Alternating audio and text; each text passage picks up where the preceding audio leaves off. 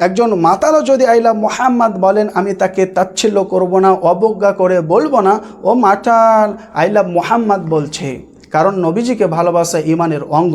সহি বুখারীর 15-16 নম্বর হাদিস। সহি বুখারী 6780 নম্বর হাদিসে বলা আছে, একজন মাতালকে কিছু সাহাবা একরাম লানতান করছিলেন। আল্লাহ নবী বললেন, তোমরা একে লানতান করো না, কারণ সে আল্লাহ এবং তার রাসূলকে ভালোবাসে।